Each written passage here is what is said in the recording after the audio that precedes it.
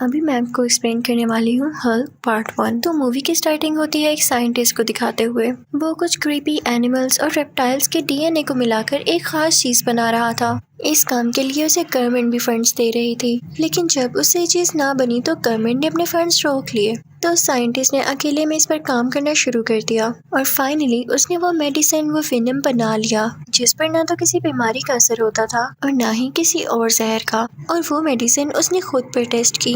इसी दौरान उसका एक बेटा हुआ और उसने उसका नाम ब्रूस रखा। उस साइंटिस्ट को पता चलता है कि उसके बेटे में भी इस चीज का असर आ चुका है जिस मेडिसिन को उसने खुद पर टेस्ट किया था। तो वो इस चीज का हल निकालने लगता है कि कैसे इसके असर को खत्म किया जाए। दूसरी तरफ हम ये भी देखते हैं कि ब्रूस को जब कोई चोट लगती तो वो हंसता रहता था, यानी ना तो उसे कोई दर्द होती थी और ना वो कभी बीमार होता था। ब्रूस के फादर को गवर्नमेंट की बात ना मानने पर जॉब से भी निकाल दिया जाता है। फिर हम देखते हैं कि कई साल बीत चुके हैं। अब ब्रूस किसी और फैमिली के साथ रहता है। उसे ये बताया गया है कि उसके पेरेंट्स मर चुके हैं। अब ब्रूस भी एक साइंटिस्ट बन चुका है और उसके साथ एक कोलीग होती है जिसका नाम रोज होता है। वो दोनों एक दूसरे को काफी पसंद करते थे। ये दोनों इस बात पर रिसर्च कर रहे होते हैं कि किसी भी जख्म को कैसे ठीक किया जा सकता है। तभी इनके पास एक सोल्जर आता है और वो कहता है कि तुम आर्मी के लिए काम करो, लेकिन ये लोग उसे मना कर देते हैं कि हम चाहते हैं कि इसका फायदा सारी दुनिया को पहुंचे। लेकिन वो आर्मी ऑफिसर इन्हें वार्न करके यहाँ से चला जाता है। वहाँ ऑफिस में रोज को एक अजीब सा आदमी नजर आता है जो कि ब्रूस के ऑफिस में जाके उसका एक बाल उठा के अपने साथ ले जाता है। ये दरअसल ब्रूस के फादर थे जो कि अभी भी जिंदा थे और इन्होंने ब्रूस का बाल इसलिए उठाया था ताकि वो उसका डीएनए देख सकें। ऑफिस में रोज और ब्रूस जिन रेस पर काम कर रहे होते हैं उन रेस की मशीन खराब हो जाती है। ब्रूस उसको संभालने की कोशिश कर रहा होता है लेकिन वो रेस उसी पर पड़ जाती है। अगले सीन में हम देखते हैं कि ब्रूस को अब होश आ चुका है क्योंकि जब रेस पड़ते ही वो बेहोश हो गया था तो उसे हॉस्पिटल ले जाया गया था। उसके पास रोज भी बैठी होती है जो उससे कहती है कि ये रेस तो काफी डेंजरस थी, तुम्हारी जान कैसे बच गई। वो काफी हैरान होती है लेकिन ब्रूस रोज से कहता है कि रोज छोड़ो इस बात को, मैं बहुत ही एनर्जेटिक फील कर रहा हूँ, मुझे कहीं दर्द नहीं हो रहा। वो दोनों ही इस बात से हैरान तो थे लेकिन साथ साथ खुश भी। रात को ब्रूस के पास उसके बूढ़े फादर आते हैं।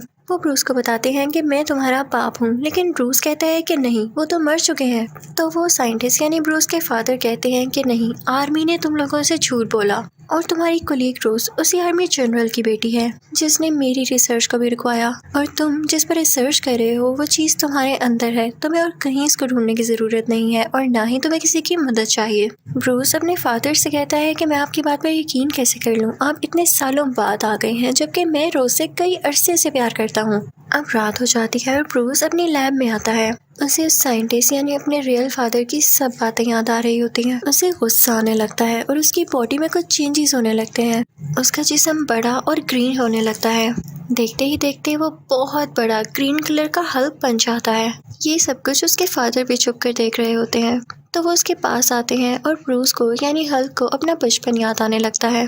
लेकिन ब्रूस वहाँ की सारी चीजें तोड़ के वहाँ से चला जाता है। अगले दिन हल्क से रोज मिलने आती है और वो कहती है कि लैब में बहुत अजीब चीजें हुई, क्या तुम कल लैब में आए थे? लेकिन ब्रूस को कुछ भी याद नहीं होता। वो अब हल्क भी नहीं बना हुआ था। वो कहता है कि नहीं, मैं तो कल लैब में नहीं आया, लेकिन कल मुझे बहुत अजीब ख्वाब आया और एक आदमी भी आया जो कि खुद को मेरे फादर कह रहा था। तभी वहाँ पर आर्मी जनरल यानी रोज के फादर आते हैं और अपनी बेटी को बाहर गाड़ी में बिठा देते हैं कि तुम फिलहाल बाहर ही रहो, मुझे ब्रूस से कुछ जरूरी बातें करनी है। इनफैक्ट ये आर्मी जनरल ये भी जानता था कि ये उसी साइंटिस्ट का बेटा है और ये अपने बाप का छोड़ा हुआ काम भी पूरा कर रहा है। वो अंदर आते हैं ब्रूस के पास और उससे कुछ बातें करने लगते हैं। उधर रोज ब्रूस के फादर के पास जाती है और कहती है कि ब्रूस में ऐसा क्या है जो मेरे फादर उसके पीछे पड़े हुए हैं, उससे बातचीत करना चाहते हैं हर बार। तो ब्रूस के फादर कहते हैं कि क्या तुम मेरे बेटे को अपने फादर यानी आर्मी जनरल के पास छोड़ आई? तुम नहीं जानती ब्रूस के बारे में, वो सच में यूनिक है। अगर आर्मी को ये पता चला तो वो उसे पकड़ लेगी और दुनिया भी यूनिक चीजों को एक्सेप्ट नहीं करती।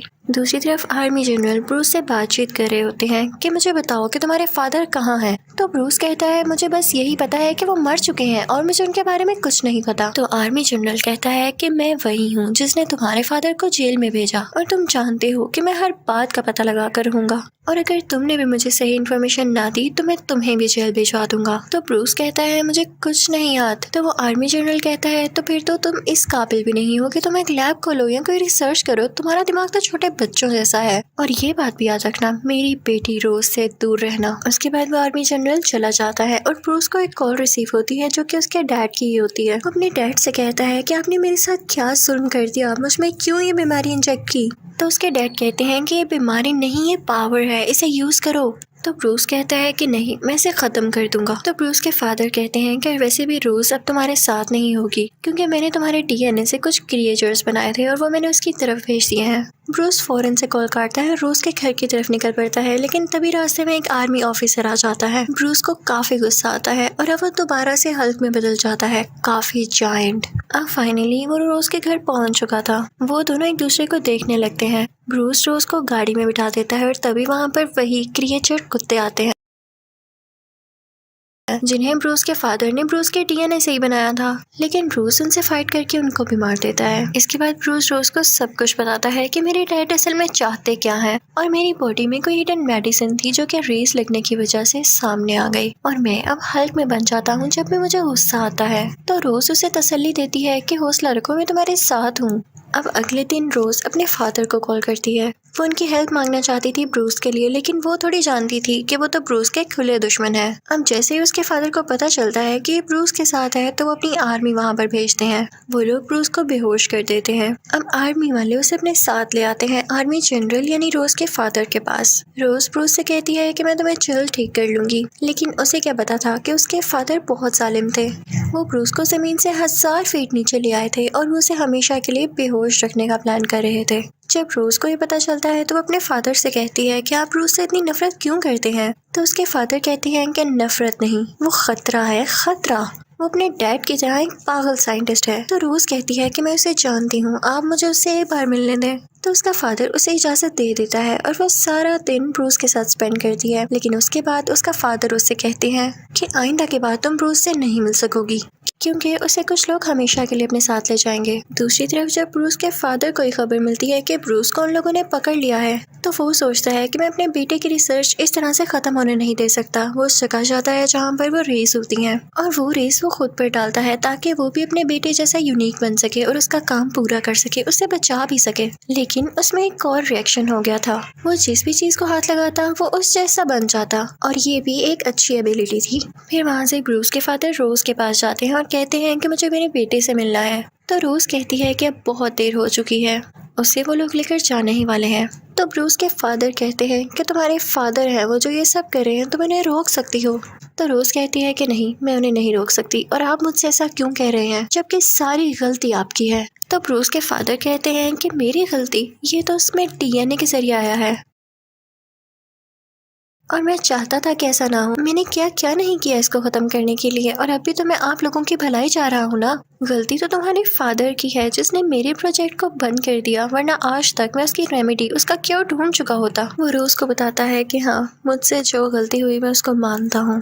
मुझे जब पता चला कि मेरा बेटा ब्रूस बड़ा होकर दुनिया के लिए खतरा होगा, तो मैं इसे मारने के लिए आगे बढ़ा था, लेकिन तब मेरी वाइफ बीच में आ गई और वो चाकू उससे लग गया, जिसकी वजह से वो मर गई। दूसरी तरफ हम देखते हैं कि ब्रूस पर जुल्म हो रहा होता है। वो लोग उसको इलेक्ट्रिकल शॉक्स दे रहे होते हैं ताकि उसको गुस्सा आए और वो हल्क बन जाए, क्योंकि वो लोग ये चाहते थे कि जब वो हल्क बने तो उसकी स्किन उतार लें और उसके डीएनए से और भी कई ज्यादा हल्क्स बनाए, जिससे वो अपना फायदा उठा सकें। लेकिन ब्रूस खुद को गुस्सा नहीं दिलाता। वो कहता है कुछ भी हो जाए मैं हल्क नहीं बनूंगा ताकि ये लोग मेरा यूज न कर सकें। लेकिन उसे इतना टॉर्चर किया जाता है कि वो बेचारा बेहोश हो जाता है और फिर उसे एक पानी के टैंक में रख दिया जाता है। वहाँ पर उसे कुछ विजन्स आने लगते हैं कि जब वो काफी छोटा था तो उसके फादर उसे किस तरह से मॉन्स्टर समझकर मारने लगे थे, और इसी वजह से उसकी मदर की भी डेथ हो गई। ये सब याद करके उसे गुस्सा आने लगता है, जिसकी वजह से वो फाइनली यहाँ पर हल्क बन जाता है और वो उस ग्लास को तोड़ के बाहर आ जाता है। वो सारी आर्मी उसे बेहोश करने की कोशिश करती है। वो ब्रूस यानी हल्क पर फायरिंग भी करते हैं, लेकिन उसे कुछ भी नहीं होता, क्योंकि अब वो बहुत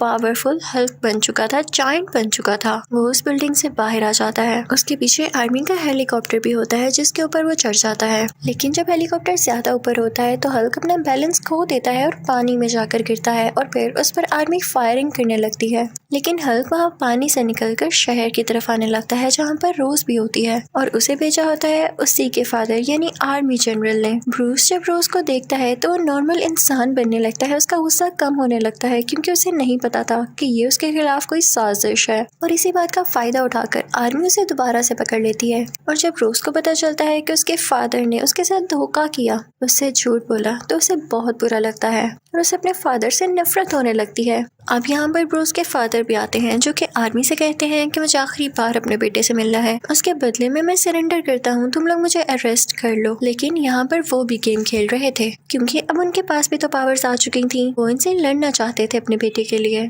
अब ब्रूस के फादर ब्रूस से मिलते हैं और उसे कुछ बातें कहने लगते हैं ताकि उसे गुस्सा आए और वो हल्क बन जाए। लेकिन ब्रूस बेचारा काफी वीक हो चुका था, उसे गुस्सा भी नहीं आ रहा था।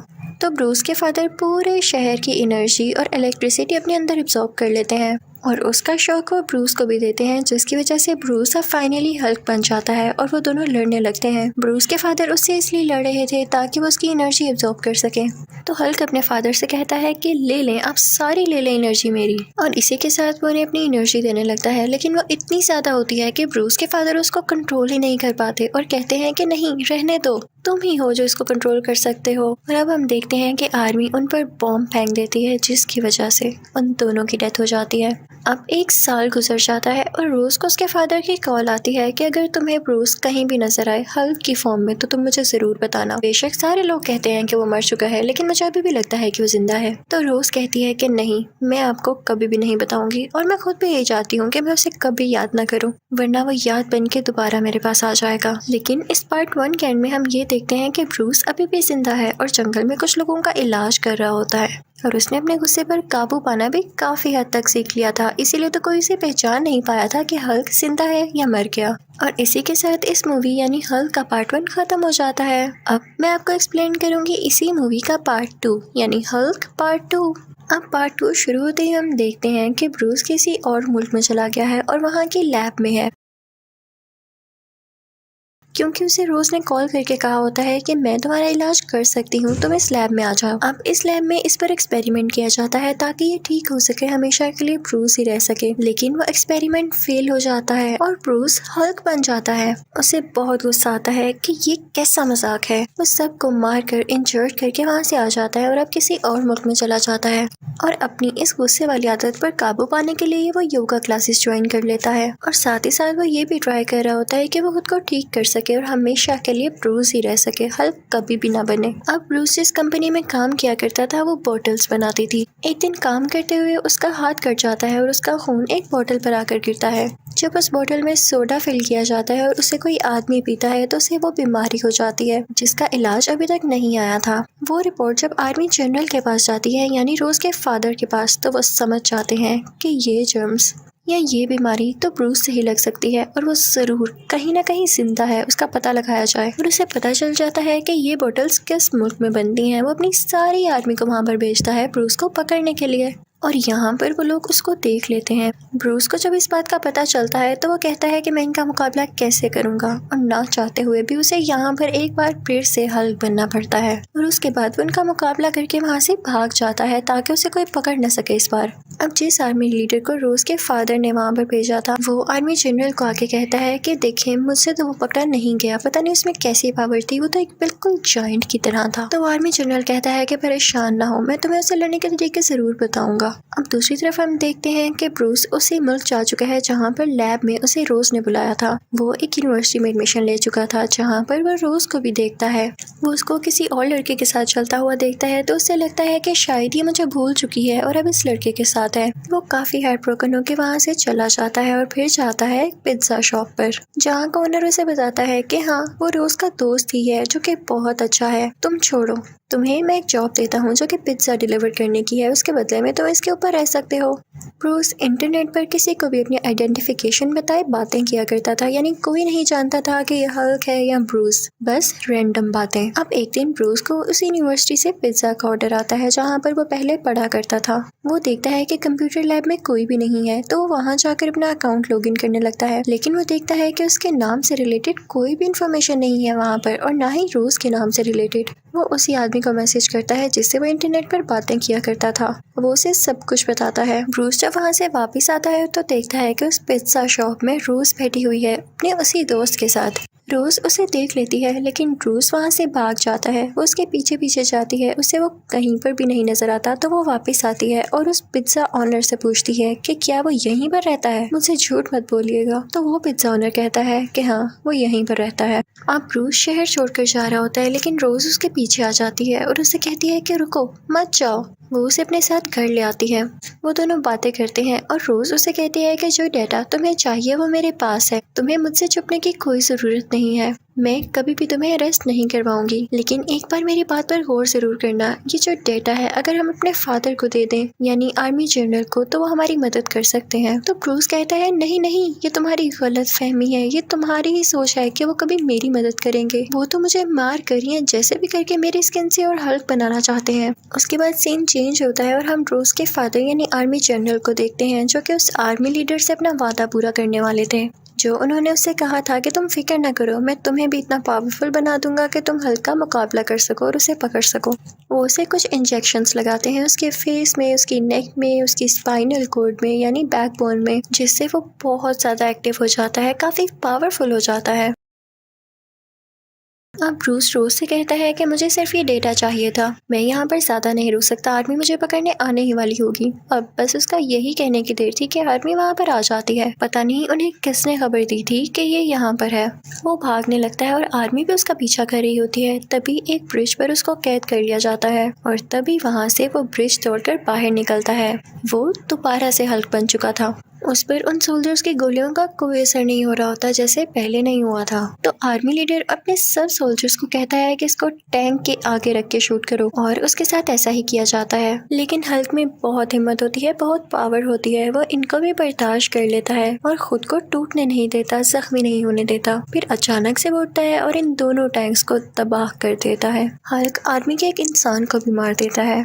तो आर्मी जनरल कहता है कि अभी इसके पास कोई मत जाना, ये गुस्से में और सबको मार सकता है। तो वो अपनी बेटी रोज को उसके पास भेजता है कि जाओ इसका गुस्सा ठंडा करो ताकि दोबारा से ब्रूस बन जाए। अभी वो उसके पास जाती ही है तभी आर्मी का एक और हेलीकॉप्टर आता है और वो हल्क पे फायरिंग करने लगता है। हल्क अपने हाथ रोज के गिर्द लपेट के उसे प्रोटेक्ट कर लेता है ताकि कोई गोली उसे न लगे और उस हेलीकॉप्टर को डिस्ट्रॉय कर देता है। वहाँ पर उसने उस आर्मी लीडर की भी हड्डियों का चूरा बना दिया था जिसने उस पर अटैक करने की कोशिश की थी। और फिर वो वहाँ से रोज को लेकर पहाड़ों में आ जाता है जहाँ पर उसे आर्मी ढूंढ ही ना सके। बैक सीन में हम देखते हैं कि वही आर्मी लीडर हॉस्पिटल में होता है और डॉक्टर्स कहते हैं कि इसकी हड्डियां तो अब इस काबिल ही नहीं रही कि जुड़ सकें और ये हमेशा कोमा में ही रहेगा।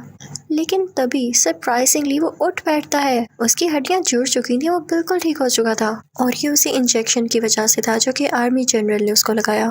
ये देखते हुए आर्मी जनरल उसके अंदर और इंजेक्शंस लगा देता है। दूसरी तरफ ब्रूस रोज से कहता है कि मैं चाहता हूँ हल्क मेरे अंदर से हमेशा के लिए निकल जाए क्योंकि न रहेगा बांस न बजेगी बांसुरी। जब हल्क ही नहीं होगा तो ये पकड़ेंगे किसको। ब्रूस रोज से कहता है कि मेरे पास एक आइडिया है, हम उस आदमी से मिलने जाते हैं जिस पर मैं इंटरनेट पर रैंडम बातें करता हूँ। उसकी भी एक लैब है, वो मुझे जानता तो नहीं है लेकिन जब उसे पता चलेगा कि मैं कौन हूँ तो वो जरूर मेरी मदद करेगा। और अब वो दोनों उसकी लैब की तरफ चलते हैं और फाइनली वो उस आदमी से मिल लेता है। वो रैंडम आदमी ब्रूस से कहता है कि मुझे तो लगा था तुम कोई जायंट हो, जैसे अपने बारे में तुम बातें बताया करते थे। तो ब्रूस उससे कहता है कि हाँ मैं हूँ, ये मेरा नॉर्मल इंसान का वर्जन है। तो वो आदमी उससे कहता है कि देखो मेरे पास जो मेडिसिन है वो बहुत स्ट्रॉन्ग है, मैं नहीं जानता कि तुम उसे कंट्रोल कर सको या नहीं, उसे बर्दाश्त करो भी या नहीं, तुम उससे मर भी सकते हो, क्या मैं लगा दूं तुम्हें। तो ब्रूस कहता है कि जान की परवाह है भी किसको, मैं तो बस हल्क को हमेशा के लिए मारना चाहता हूँ। अब उसको लैब में ले जाया जाता है लेकिन वो मेडिसिन इंजेक्ट करने के लिए सबसे पहले उसे हल्क बनाना जरूरी था, इसलिए उसको इलेक्ट्रिकल शॉक्स लगाए जाते हैं ताकि वो गुस्से में आके हल्क बन सके और ऐसा होता भी है। रोज उससे बातें करने लगती है कि देखो किसी चीज को नुकसान मत पहुंचाना, हम यहाँ पे तुम्हारी भलाई के लिए ही तो आए हैं, याद रखना सब। और इसी के साथ वो रैंडम आदमी अपनी वो मेडिसिन उसमें इंजेक्ट कर देता है जिसके बाद से वो हल्क अब ब्रूस बनने लगता है यानी असली फॉर्म में आने लगता है, एक अच्छा सा इंसान। वो रैंडम आदमी काफी खुश होता है क्योंकि उसका एक्सपेरिमेंट कामयाब रहा था और उसने इस बीमारी का हल भी ढूंढ लिया था।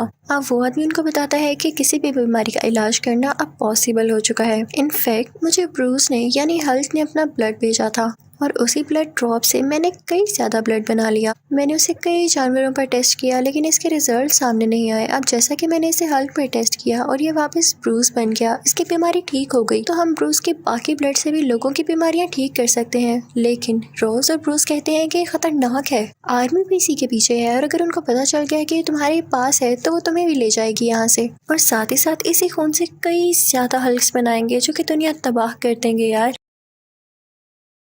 इतनी ही देर में वहाँ पे आर्मी भी आ जाती है और वो लोग ब्रूस को एक बार फिर से बेहोश कर देते हैं और आर्मी जनरल अब ब्रूस को अपने साथ पकड़ के ले जाती है। दूसरी तरफ उस रैंडम आदमी के पास वो आर्मी लीडर आता है और उसे गन पॉइंट करके कहता है कि मुझ में भी ब्रूस का ब्लड दाखिल करो ताकि मैं भी हल्क बन सकूं। अब उस रैंडम आदमी को ना चाहते हुए भी ऐसा करना पड़ता है और जैसे ही वो उसके अंदर ब्रूस का ब्लड डालता है तो वो बहुत ही ज्यादा अजीब क्रिएचर में बदल जाता है जिसकी बॉडी पर तरह तरह के गंदे गंदे स्पाइक्स थे, यानी उसकी स्किन काफी खुरदरी थी। वो उस रैंडम आदमी को काफी मारता है और उसके लैब से बाहर आ जाता है। दूसरी तरफ उस आर्मी जनरल को स्क्रीन पर एक अजीब सा क्रिएचर दिखाई देता है जो कि नीचे जमीन पर फिर रहा था। वो सोचता है कि ये हल्क यानी ब्रूस तो मेरे साथ बैठा है, तो ये कौन है। उसे पता चल जाता है कि ये वही आर्मी लीडर है और इसने क्या कारनामा किया है। अब आर्मी जनरल को अपनी गलती का एहसास हो चुका था क्योंकि वो आर्मी लीडर जिस नई क्रिएचर में बदला था उसे रोकना तो और भी मुश्किल था क्योंकि वो खतरनाक वाली क्रिएचर जो था। तो ब्रूस कहता है कि देखा, आपने मेरी बात नहीं मानी, आपने मुझे पकड़ने के चक्कर में आपके अपने ही बंदों ने आपको धोखा दे दिया।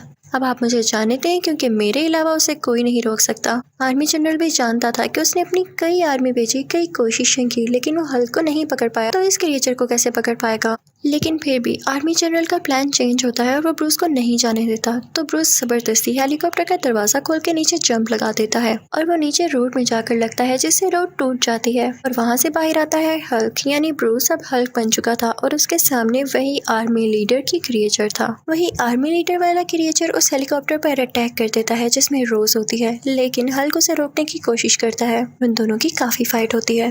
इतनी देर में हल्क देखता है कि रोज का हेलीकॉप्टर क्रैश होने लगा है और उसमें आग लग गई है। हल्क जाके फौरन से वो आग बुझाता है। फिर हल्क दोबारा से उस आर्मी लीडर वाले क्रिएचर के पास जाता है और काफी बड़ी बड़ी चेन से उसका गला दबाने लगता है और फिर उसकी चेस्ट पर अपना पाँव रख देता है और वो अजीब क्रिएचर वहीं पर बेहोश हो जाता है। तभी वहाँ पर आर्मी आती है जो कि हल्क पर फायरिंग करने लगती है, लेकिन रोज के फादर यानी आर्मी जनरल उनको रोक देते हैं। रोज उसके पास आती है और उससे कहती है कि मैं जानती थी कि तुम कभी किसी को नुकसान नहीं पहुंचाओगे और तुमने हमेशा से इस दुनिया को बचाना ही चाहा, मुझे मेरी गलतियों के लिए माफ कर दो। और साथ ही वो रोने लगती है तो हल्क उसे चुप करवाता है, यानी अब उसे इतना कंट्रोल था खुद पर कि वो हल्क बनने के बाद भी अपनी फीलिंग्स पर कंट्रोल रख सकता था और उसे अच्छे बुरे का पता था।